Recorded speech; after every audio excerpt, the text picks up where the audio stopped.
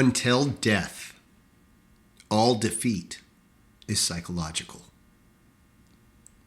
Friends, grasshoppers, this is episode 114 of the Formless Podcast. With Tyler, the superhuman. I just looked at myself in the camera and was like, oh, you're Dustin. And Dustin.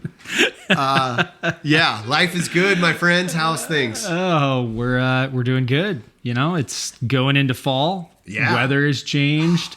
It's so beautiful. It is so beautiful. And the leaves are starting to fall. I was driving here to the dojo and I saw like all the colors. Yeah, they were starting to fall on the road, and it's not thick like it will be in like 2, 3, 4 weeks, you know. Yeah. But it's the trees still have leaves on them. The trees still have leaves, but it's just the start of it, and it's really nice, and it's awesome. You can feel it in your body, you know. And it's like, yeah, and like I have a view of Mount Shasta from work. Dude, it got snow this week. Mount Shasta already got snow. Okay. It just like beautiful. It looks like it to me. I don't know. I could be wrong, but it was white. So that tells me snow. Yeah. So anybody out there, get your snowboards ready. Yeah. Get ready to go down the mountain. So I was kind of thinking about this weird concept. It's not a concept. It's actually an engineering equation. And I used to deal with it all the time when I sold dental supplies. And yeah, so it tied into some of the stuff that we do in an abstract way. And I don't necessarily understand why I was thinking about this, but it's called the Modulus of Elasticity. We're just jumping right into it. We had this all planned out, folks, but we kind of just tear the Band-Aid off. Let's go. Just go for it. So the modulus of elasticity is it's a formula for finding out the flexibility of a building material, okay, or a structural material. And in the dental industry, when you do have you ever had a cavity? I have. Okay, so they cut out the bad part of the tooth and they fill it with something. Well, they have to measure the modulus of elasticity of that material that they fill it with.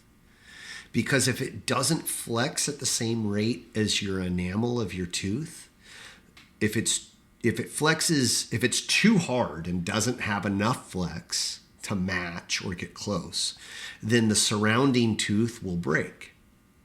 Wow. Makes sense? Okay, that does make sense.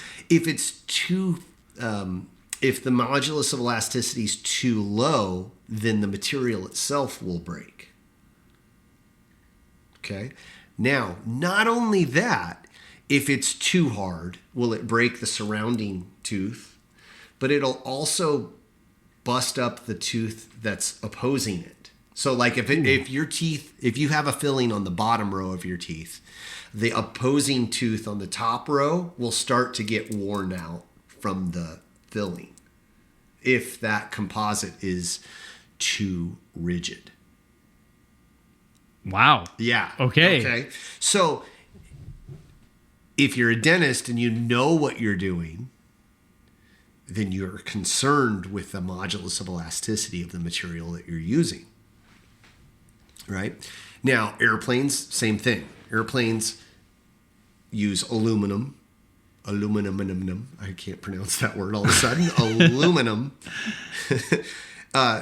They take that equation into consideration when they consider the length of the wings, the height, the wingspan, all of that stuff. Because the aluminum has to flex at a certain rate in comparison with the rest of the airplane as it's flying through the air. Because if it flexes too much, the aluminum will fail, the wings will fall off, and everyone dies. Essentially, right? Not good. Not good. Not a good day.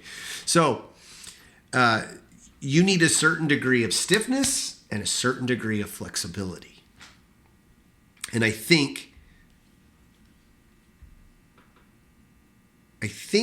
how I was getting to this, or how I got to this, I was thinking about people and their ideas and the way people are. We all know different people that are like super structured, super rigid, super stubborn. Like, this is the way things are. I make my bed this way, and that's the way it's done. Yep. I eat at 4:00 every evening. That's dinner time. If you come to me at 4:15 with dinner, it's too late. Right? That's stubborn, right? That's stubborn. Their modulus of elasticity is very narrow.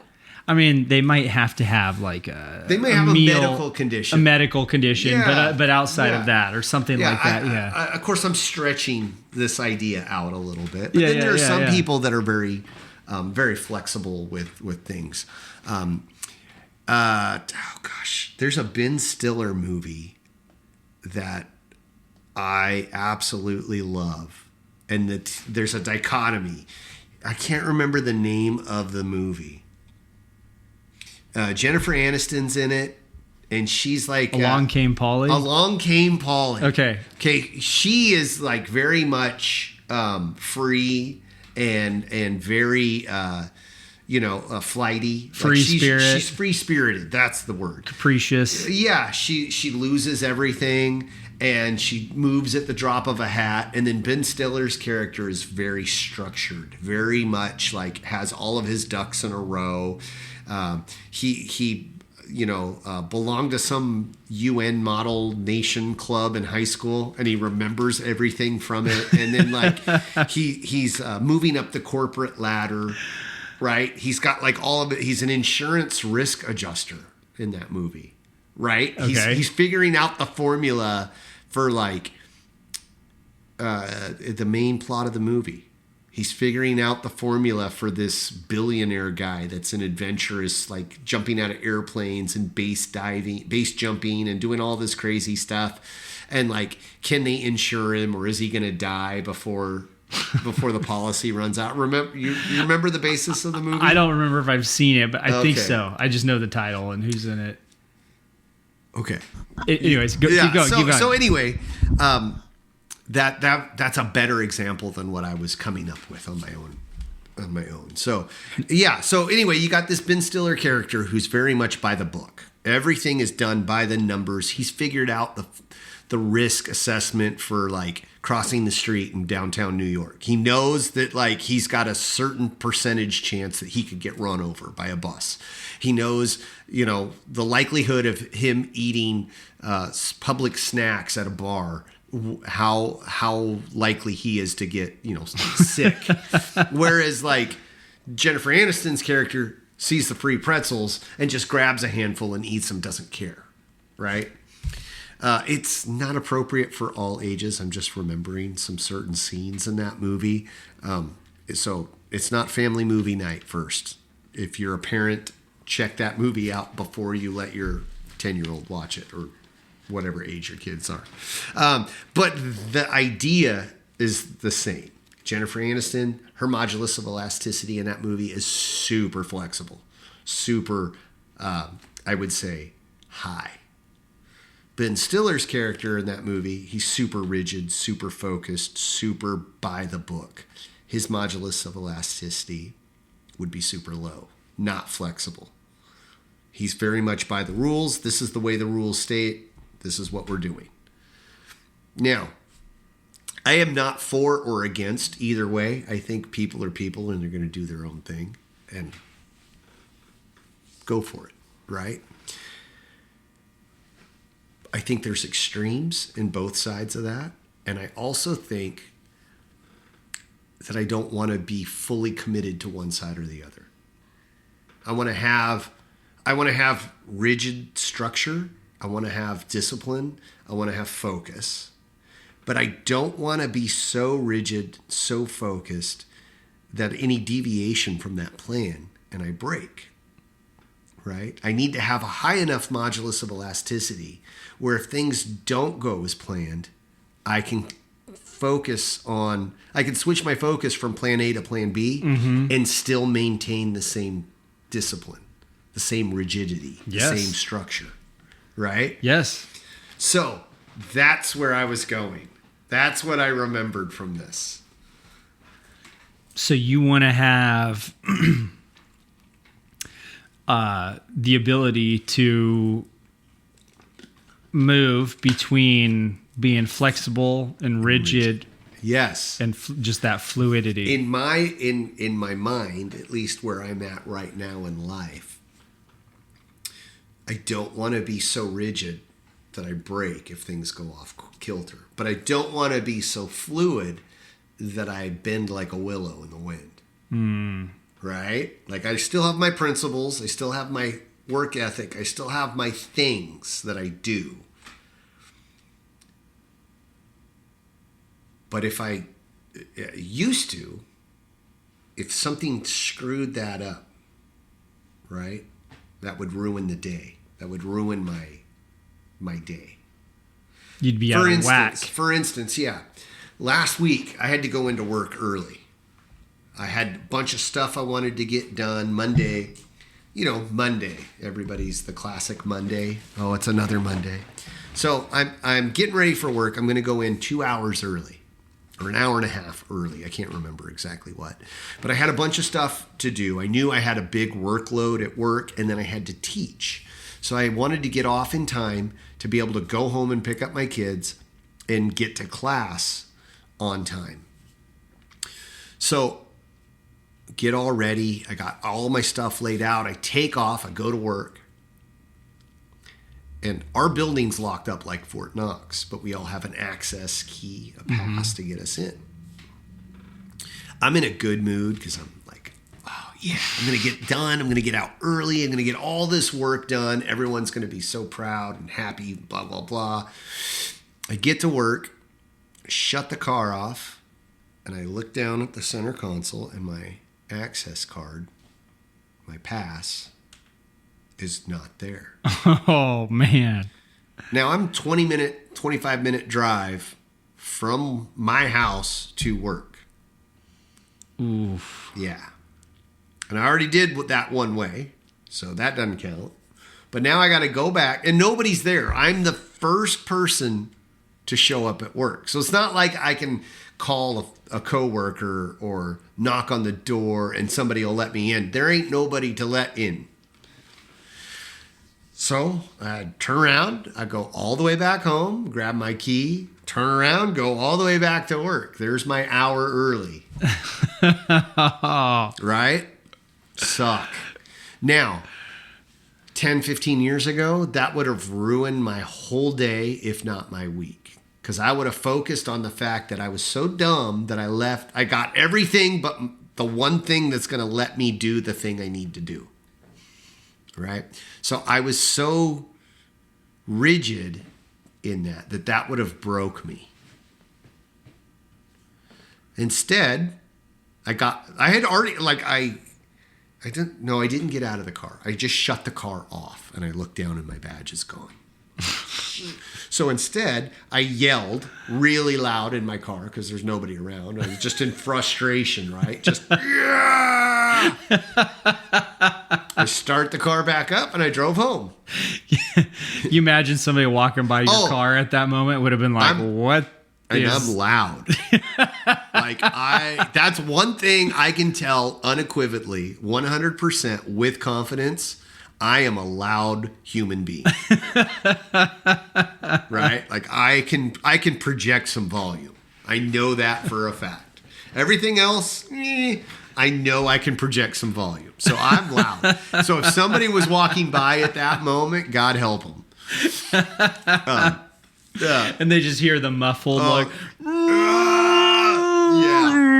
yeah. So I just, But anyway, I just drove home, grabbed the badge, turned around, come back to work.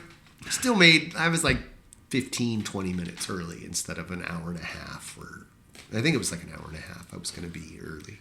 But the point is that would have broke me, at least for that Monday. I'd have been pissed off all Monday, and every other little thing that could have gone wrong would have just added fuel to that fire. And I'd have been angry, and I'd have been frustrated and mad, and I would have had a terrible day.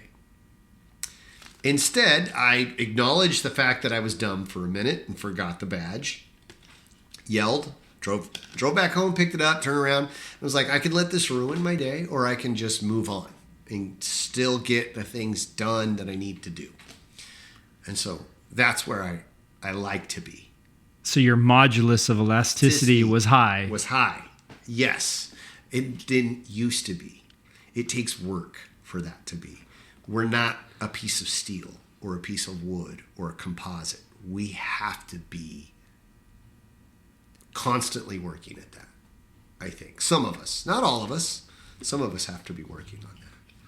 Yeah, and to me, this whole concept, I didn't even know about this concept Till last week, till right? you texted me and said, "Hey, we're like, this is what we're talking on." And the best way I could think about it is you have a tree that's young and or like a sapling, or it could be an older tree, but it's got a young shoot off of it, like a branch. And if you cut that off, lop it off with some loppers, and then you're able to flex it. It's got a high modulus of elasticity. Yeah.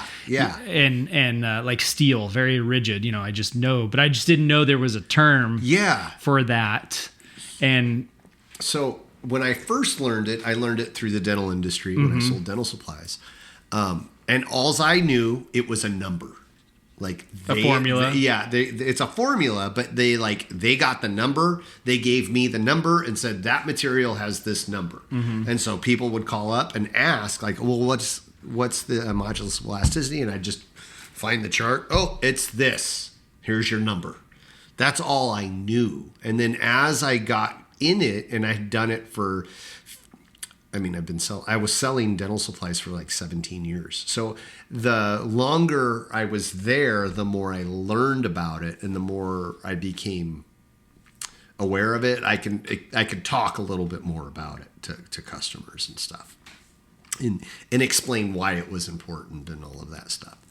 So I talked about the tooth, right? And how the tooth will break if it's too hard. And okay. So that's fascinating. Yeah, it's pretty interesting. There's a lot people don't realize, because we don't, if it's not causing us trouble, then it's working. And who cares, right? It's doing what it's supposed to do. I don't care. Keep it going. But it's when it breaks that people go, well, why did it break? That sucks, So as long as everything's kosher and everything's working, it doesn't matter. It's all good. Yeah. It's something we don't have to worry about. But when it fails, that's when everyone asks why. It's why, like, if you're an engineer, you're the one that, you're getting asked the questions of why it failed, right? Like, so you need to know your stuff. You need to be aware of what's going on. You have to have a certain degree of rigidness, right? You got to be disciplined and focused on that stuff. But bring it back to people. That's kind of where I was. I started to get really angry for getting that badge at home. And then I was like, 10 years ago, 5 years ago, this would have ruined my day. And I'm going to make a conscious effort not to let this bug me today. It's going to suck. It's going to be hard. But really, it's only 20 more minutes one way. 25 minutes one way. So I'll get to finish this podcast that I was listening to, and I just tried to change my tune, and that helped. But had I not been in that right frame of mind, I think I probably still would have angered me, and it ruined my day, or at least ruined a good portion of it. And then from that, I started thinking about, of course, martial arts, because I had to teach that night. And then also, there's a quote about dwelling on the past and the future and the present. If you think about the past, if you get stuck in the past, you miss the future. Yeah, right. Mm-hmm. But if you focus on the future, you never learn from your past. Something like that. I can't remember. Man, what that sounds like a good quote. Yeah. All I remember is the middle part, and you talk about the present. Someone in the audience right now is like, "No, it's this," and they're quoting it like perfectly. Yeah, but you should stay planted in the present, because crap, it's gone. I'll have to look it up. I'll put it in the notes. If I can find it. Anywho.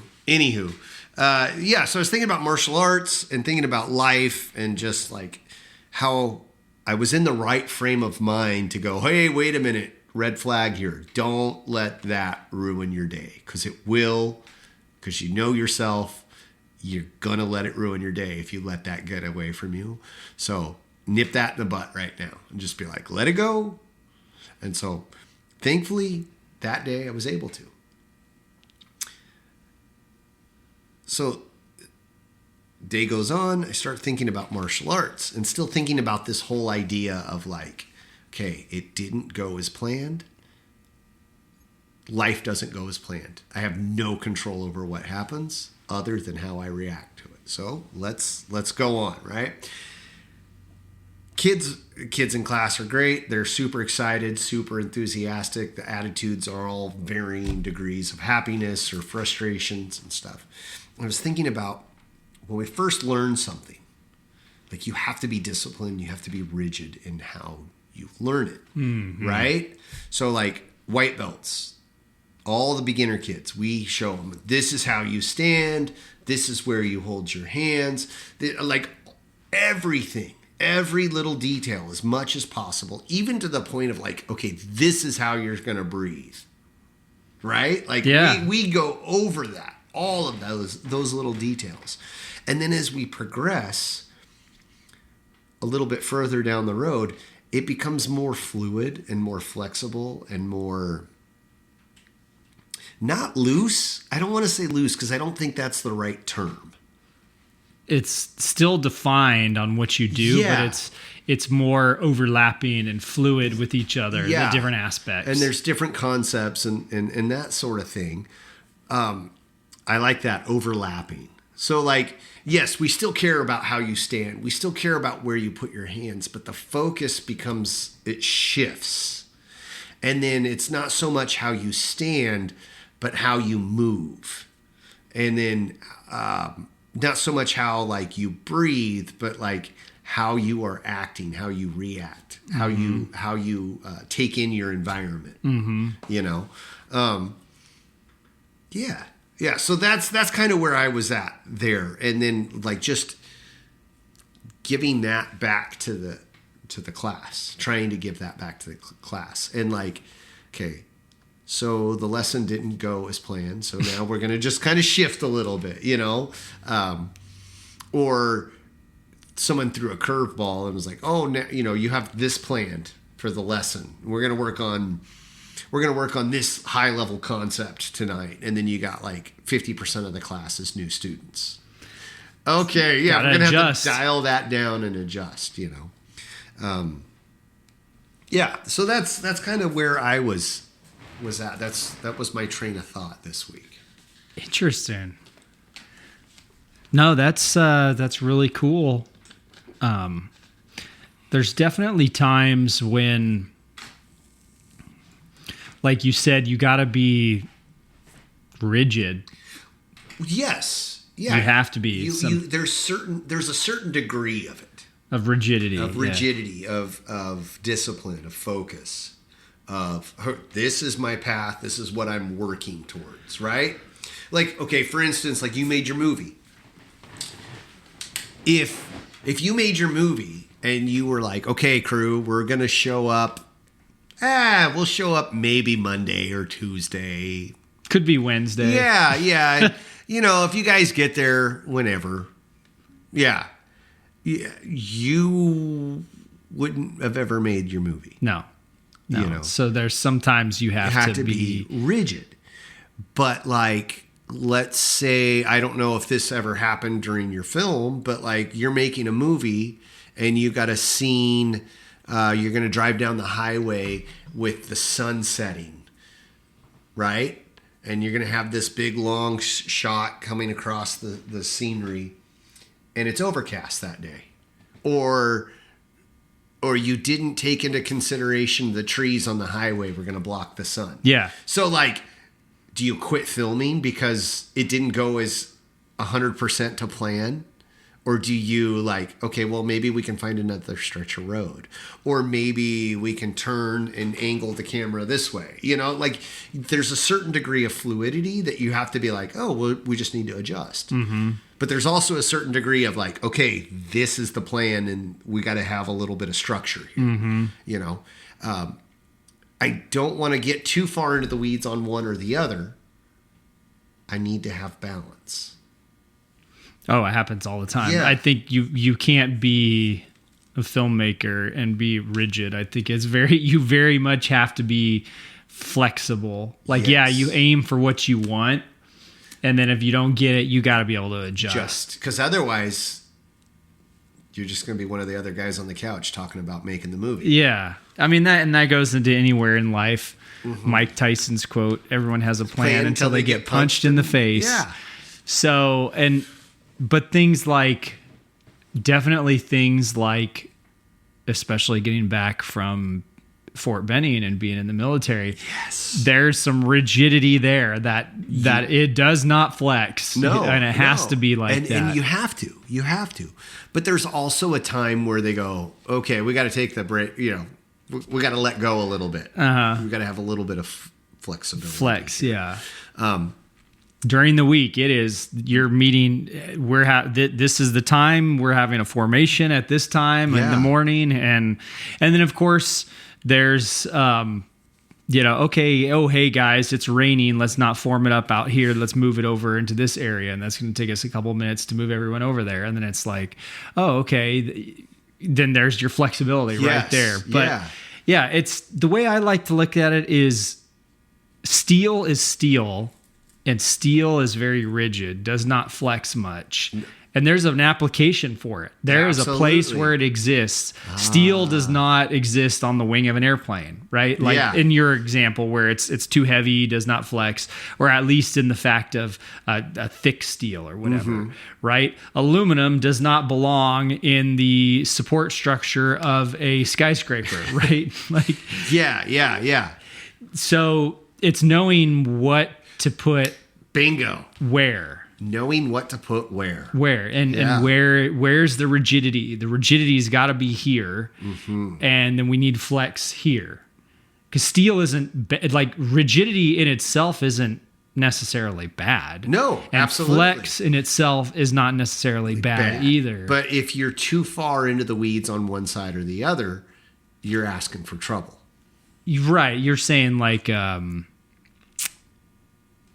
I mean, you need you need steel in a building. Absolutely. If you build Sears Tower with cotton, right, it's not going to stand up, and there's going to be a lot of unhappy people. Yeah, so there's no flexion in the opinion there, and then in the materials you need to use, there's rules for a reason. That's a black and white answer there. But on the contrary, you know that buildings flex, right? Right. They have a certain degree of flex, and they actually will sway with the wind, weather, with earthquakes, whatever. Yeah, they do have a little sway, but there's a right amount. Yeah. Otherwise, it's too brittle; it just snaps and falls. It's knowing what to put where. And knowing like how to put it there. And how much. All of those things. So what the original inception of this, the whole idea, I was very black and white. Like, oh, we'll talk about structure and rigidity, and we'll talk about fluidity and flexibility and all of these things. And then the more I got into thinking about it, now as I'm sitting here talking to you about it, like, we have to have a little yin and a little yang, right? We got to flex. We got to be rigid, but we have to have a certain degree of both. Yeah, you got to have a certain degree of both. Pat yourself on the back. But I think we've all known people that were like the first example of Along Came Polly. We've all known super rigid, super structured people. And we've all known people that were super fluid and super out there, right? This isn't maybe it is a critique of them. I think extremes in any way, too much, too far, is too bad. We don't want to get so far into the weeds that we can't see anything else other than this is the way it is. But we don't want to get too far into it's all right, everything's going to be okay, because it's not, right? Like, things happen that are beyond our control. We have to be able to adapt to those things. But we also have to be structured and go, hey, this is the path. This is where we're going. This is what we're working on. This is how we're going to build this house. Mm-hmm. We're going to actually draw up plans. We're going to go get permits. We're going to do this the right way. Not just, we'll see how it works out. We'll see how I'm feeling when we get the hammer and nails out, right? Isn't that in itself, though? So you said, extremes one way or the other aren't any good, right? Well, so we have to be cautious. We just have to be cautious. An extreme is, no, this is the way you build this house. Like that in itself is an extreme that says, this is the way you have to build a house, correctly. Now, of course, you can use different materials, how long you want the house to stand. Yeah. But you don't build it out of cotton. That is an extreme right there, an extreme opinion. You don't build a house out of cotton, right? So that is in itself an extreme. Yes. It's like in high school, I was taught in this class. It was a Bible class, and we were going over a philosophy of different opinions that different philosophers had. And there's always that quote that there are no absolute truths. Well, that is itself an absolute truth. That saying that. Okay. You really have to think about it, right? And so the same thing. I've had. There's been people I've met throughout my life who say, well, there are no black and whites. Oh, there's only gray. Okay. And I'm like, but that's a black and white opinion, and it's in and of itself. There are no black and whites. That is taking an extreme opinion. So that's what I'm just saying. That's good. I like that. And you really have to think about those. Well, yes. I like to think that in when I'm thinking about that stuff, when I'm conscious of it, right? Not when I'm acting on emotion, right? When I'm clear-headed, when I'm level-headed, logical, when I'm thinking about it, I like to be able to identify those things. Oh, this thought is very rigid. I should think about this from another angle, or that thought is too fluid, and I should think about this with a little more structure. Yeah. That's when I'm happiest, is when I'm open-minded and when I'm ready to accept opinions and ideas that aren't necessarily my own. When I'm not necessarily willing to accept them, but just open to the idea. Hey, there's another way to think about this. There's another way, yeah. You know what I'm saying? I think I vaguely knew of a family that had a certain belief. We'll just leave it that way, a belief. And one of their children grew up with this same belief. So the parents thought. And then as this child grew up and got to a certain age, they were like, hey, I don't have that belief. And in fact, I kind of opposed to this belief. I don't think this is okay. Not necessarily wrong. I just don't share that with you. Those parents cut that kid out of their life. They just, done. You're done. You're out. You're out. Yeah. Bye-bye. I'm not saying that's right or wrong. But on the flip side, now I didn't know these people super well. This is like kind of a friend of a friend of a friend, I think it is. But on the flip side of this kid grows up, has a whole life of their own, has a family, and those parents cut that kid out and have no interaction, as far as I know, with that kid or their children or their spouse. Now, who's suffering for that? Both of them. Both sides. Both parties Yeah, suffer for that. Because now the kid's like, what the heck? Just because I have a difference of an opinion, you've cut me out. Well, okay, see ya. Forget you. I'm going to go have my own life over here. They both miss out. Because neither one of them are willing to bend. Right? Neither one of them are willing to bend. And it's terrible. Like, I can't imagine, like, okay, it's great to have beliefs. This isn't a commentary on anybody's beliefs, whatever that is. You want to have a belief, you go for it. You do you. But don't be so locked into that thing that you're going to cut off your own children.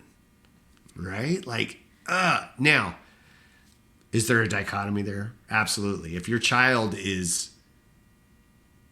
doing things that are illegal or doing right. things that are going to harm you or themselves, then you have to draw a line in the sand, right? But these people, as far as I know, were above the board here. They weren't like, we're not talking about like anything nefarious. We're just talking about like a belief structure, and somebody believed that this thing was the way it is, and somebody had a slightly different opinion. It wasn't like, I go to this church and you don't go to that church, therefore you can't. It wasn't like that. Right. It was just basically, it boiled down to a belief, an idea, a thought. But they were so structured and so like, this is the way it is. Any deviation from that is wrong. And you're either on this board with me or you're off this board. As far as I understand. I don't know I don't know all the sides of the story. I've got a very small window here, but it's just an idea that that's where I saw thinking about this. And I just was like, how silly, right? Like, how silly. We don't agree on everything. We agree on a lot of stuff, but if I wore a pink jumpsuit and you hated pink jumpsuits, are you going to like cut me out of your life and not be friends anymore? Right? Like, pink, what the heck's the matter with you? You know? No, I might look funny. I wouldn't, but yeah. Some people might. Some people might. Like, how silly. How silly. What are you losing? Because you're so fixated on an idea that doesn't go along with what you want. Right? Mm-hmm. Now, am I saying that you have to accept all thoughts and all ideas and all everything? No, there's some stuff that's just silly, right? Like, same reason why I don't watch cartoons anymore. I outgrew them, right? The same reason why I don't want to just have a bucket of bubble gum in my car like what I did when I was a little kid. I thought it would be so cool to have a bucket of candy or bubble gum in the front seat of my car that I could just eat anytime I wanted. That was a life goal of mine, right? Obviously, that's not a good life goal because I'm going to just end up in diabetes town, right? So I have to be flexible. I have to be fluid. I don't want to stay rigid in that idea. Yes. Okay. I don't know. What do you got? No. It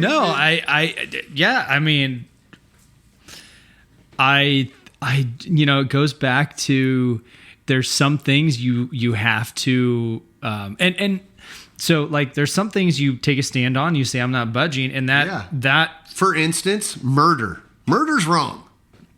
If you murdered somebody today, I would probably think a little less of you. Right. Totally. Right. And we're not going to be buddies. Right. Totally. So, okay. So yeah, we agree there. But it's funny, like, and then it comes into, well, like it's two different people might have a different measurement or definition of rigidity. Mm-hmm. Okay. Somebody else might be like, well, those parents that cut off that kid, I don't know, they might have been doing the right thing by cutting them off. And another person might be like, no, that was terrible. Like they shouldn't, like now the grandkid, out of all the things, the grandkids are suffering. Yeah. Well, and everyone suffers as a result. Everyone suffers as a result. But I'm just saying, like, regardless of that, we agree on that. I'm just saying like that. Now, two different people might have a measurement or a definition of what's rigid or not. Yeah. You know what I'm saying? Like then it comes down to. I think that there's a gray area there in everything. There is, speaking in these two terms. This is very philosophical now. Yeah, we're getting a little bit into the weeds, but I think that like you have to have a certain amount of structure in your life. Yeah, totally. You have to, like, the bills have to get paid, right? So therefore, somebody's got to go to work. I don't know. Some people think differently. Nope, bills don't got to get paid. I don't got to go to work. Some people feel that way, and but I follow. Like, right? Yeah, that's fine for them if they're truly happy and they want to, suffer in that. And okay. But I, for one, like having a bed. Like having a roof over my head, and like having food in my refrigerator. For me to have those three things, somebody's got to pay for them. Mm-hmm. And my parents love me, but they ain't paying for it, right? Correct. Your parents love you, but they might feed you a couple times a week if you wanted, right? But they're not, like, at a certain point, they're going to go, hey, Tyler, food costs money. Hey, Tyler, we love you, but you've been in our house for the last 6 weeks. Like, you need to pay up. Yeah, pay up. Pay something. This is costing. So that's kind of where, we got a little fluidity here. We got a little rigidity. We got to be structured. We have to be disciplined. We got to do the things we need to do. Totally. But we can't be so stuck on that rigidity that we break at the slightest breeze. Mm-hmm. So there's a little bit of both. There's a like I said, yin and yang, right? Oh, totally. Some people, they never ever show any type of emotion. Bingo. They're so rigid. They're never show stoic. And then whenever they see something sad or something happy, and all of a sudden they lose control in one way or the other, like they get angry, they get angry, hysterically crying. Yeah, and they just break in one direction or the other. They're normally stoic and focused and just composed and in control and just really rigid in that, and then the death of a family member and they just lose it. They just lose it all. It's because they were so. Yeah. So, I mean, steel, like you said, steel doesn't flex a lot and then fails. Yeah. Fails. Whereas aluminum is like, yeah. Yeah. But then, and another part of modulus of elasticity that I was looking up isn't an aspect of it that it bends past a certain point, and I don't think we quite talked about this. No, we didn't. But it won't return to its original form. Yeah. So, like, okay, the steel example. If you have a steel beam, and you bend it, there's a certain degree that you can bend it to, and it'll go back to its original shape. But if you pass that, it ain't going back. Right? That has to do with the flexibility. So that springiness, right? Or if you take like bamboo wood. Bamboo is pretty flexible and it will bend quite a way before it just snaps. And when it's green. Yeah. Yeah. Yeah, and all of that has a certain, like, there's flexibility there. You gotta, like, you have too much bend and you break. Have just the right amount of bend, you can go back to normal. That's interesting. Yeah. I mean, Yeah. and then that gets into another concept of, like, I mean, we want to kind of be a little of both. Well, you want to, right? Like somebody who's never done martial arts walks into the dojo. You want to be bent in a way. I don't know if I'm wording this the right way, but you want to be bent in a way that you don't return to who you were, right? You know what I'm saying? Oh, well, that goes into, like, you're forming or shaping some new, you're modeling this, you're taking this clay or this marble and you're going to chisel away all the stuff you don't want. Right. Okay. Right? Okay. So maybe I'm getting that concept mixed up. I think of it as like this. Okay. You write out a movie plan. You got a script, you got a cast, you got directors, producers, you got the whole thing all laid out. It's on paper. You got all these people on board. And then something changes. Right. Right. Some small detail changes. Well, do you just scrap the whole thing? Or do you continue to move forward? Right? Well, no, you keep moving forward. You keep moving forward. You adjust. You bend slightly. The cast calls for all these people to have long, shaggy hair. And 3 of the guys show up tomorrow and their head's clean shaven. Well, do you freak out and start, like, just quit? No, you got to you go to wardrobe. You get a wig. Yeah, you adjust. Yeah. So have a plan. Have it detailed. Have it written out. Work on that plan. And then if it doesn't go all to plan, don't quit. Don't quit. Adjust. Bend. Be flexible. Be flexible enough for you to go, hey, wait a minute. There's another option over here I didn't think about. Let's pick up and move on. Yeah. Don't be so rigid that the smallest little chink in the armor or the smallest little bend in your structure collapses the whole project. Collapses the whole thing, yeah. Yeah. And we can get into other stuff too. Like when you glue 2 pieces or you attach 2 pieces, the modulus of elasticity changes because you've changed the dimensions, you've changed the structure, you've changed there's another thing that you've changed. You changed the structure, the dimension, and there's one other thing. Composition. Yeah. You're adding 2 things together. You're putting material between it. You're fastening it together with nails or bolts or some. You've changed that. That becomes something different now. That modulus of elasticity changes. That's a fascinating concept. Yeah, environmental changes. Right. You plan for a sunny day, a picnic with your girlfriend, and then it rains. What do you do? Yeah. Oh, crud. Well, bring a pop-up, right? Or just say, hey, we're going to change the location. That'd be my first thought. Yeah. Hey, we're going over under this. We're going to go to a coffee shop now. Bingo. So, yeah. Here's an interesting concept I saw today. What's that? So right here.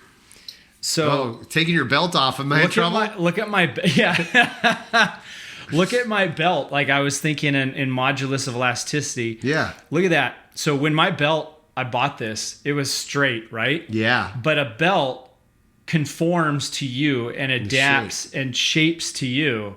And so like if you see on the camera, it is now shaped to my waist and it's not straight anymore. It's now curved. Curved. Yeah. And now I think buildings. Can I see your belt for a second? I got another idea. Go ahead. Don't buildings what? So like you put together a building and over time that so you put together, like say a shed, you put together a shed to put tools in. Well, you buy all your 2x4s, your 2x6s and 2x8s, whatever, and your plywood. Well, over time, say you put that shed together, paint it, and so it's preserved, and then you keep it in good shape, and then 20 years later, you're like, well, I'm going to reuse this wood. And the wood's good. You've preserved it. It's from weather. Okay. Now you're like, okay, I'm going to take all these screws out and I'm going to take this shed apart one screw at a time. Use this wood for some other purpose. And use the wood for some other purpose. Okay. Now you take the shed apart. Well, you're going to go and you're going to see that 2x4 has now, like some of those have conformed. Things have twisted, split. Okay, so some of them will split, but some of those boards you'll take it apart and they've conformed to the way that the structure has been for 20 years, and so some of those boards may be like not. I mean, they're not straight anymore. They're not straight anymore. They're not necessarily broken, but they've flexed. They've flexed with the structure. Nice. So I've seen that because I've taken apart a couple old barns on our property, and you get this old wood that, I mean, would I reuse it, and would I look at this wood and be like, I'm going to build a 4-story house with this wood? No, like I don't know. No, but it's still good. It has use, but it's changed. It's changed just because it was. It's flexed, and now it's permanently in that direction or that shape. Yeah. And that's good. Yeah. No, so that's really good. So I was going to say about your belt. It's leather. I'm assuming. Super strong, right? A thick one. It's a thick one, yeah. I could not tear that in half. Yeah. Right? Because it's strong. Yeah. But it's not rigid. Ooh. So I couldn't build something with it. Ooh. Right? Oh, that's good. Yeah. Awesome. Super fun. So you can be strong and flexible. And I think the truth, the opposite is also true. So you can be weak and rigid? Maybe. I don't know. Well, okay. If you take a piece of wood like you're talking about and you stand it end on end, right, where the grains are, you can stack stuff on top of that. Because the grains are all going the same way, right? We could build a house with that 2x4 sticking up straight. But if we take that same 2x4 and lay it this way, there's only so much you can stack in the middle before that 2x4 will flex or break. That's good. I mean, eventually that vertical one, you put enough weight on it, it's going to bow at some point. It'll do the same thing, but it's going to be stronger that way with the grain versus laying the grain the same way. Interesting. Correct? Right? Yeah. I think so. Man, we should just give ourselves like degrees in engineering right now. We're getting masters in engineering. You know who would have been really good for this? Hunter. He's taking some engineering classes, some high level math stuff that makes me shiver. I don't even want to know the name of it. I'm serious. I'm like, don't even tell me. Just stay over there and do your math. He's double majoring, or is it? He wants to be an engineer, and I know he's taking, I don't know, trigonometry or calculus or something. He had to take a chemistry class last summer. That was for his prerequisites, and so, yeah, shortened schedule. Really densely packed together. Took a chemistry class. Like, good luck, kid. So he did good. Can't complain. He's smart. He's very book smart. He's also very diligent. Like, if he has an assignment, he does not procrastinate. He gets right to it, which is more than I can say for myself. Yeah, super proud of him. Well, what do you think? You got anything else to add? I don't have anything else to add. I think we've exhausted this modulus of elasticity subject. Yeah. But I never heard of that term until you told me, so that I can remember. Had I not done the jobs that I have done, I would have never heard this myself. So, because somebody was paying me, I was willing to learn. Friends, wait a minute, friends. I hope you had a wonderful time with us. I hope that all of this was enlightening, that you learned how to be rigid, that you learned how to be flexible, that you learned the balance between the two. If any of this made you laugh, made you think, made you cry, made you angry, reach out to us. Let us know. You can do so on our email. Send us an email at formlesspod@gmail.com. Our social media, all of that is found at the Formless Pod, whether it's Twitter, Facebook, Instagram, YouTube, TikTok, and I think that's it. I think that's all of our social media accounts. We are also on our own personal accounts. There, you can find us linked to those as well. We have a website called theformlesspod.com where you can see pictures of our mugs and our coffee mugs, shirts, hats, sweaters, book bags, grocery sacks, all sorts of fun stuff. I hope you have a good one. Thank you.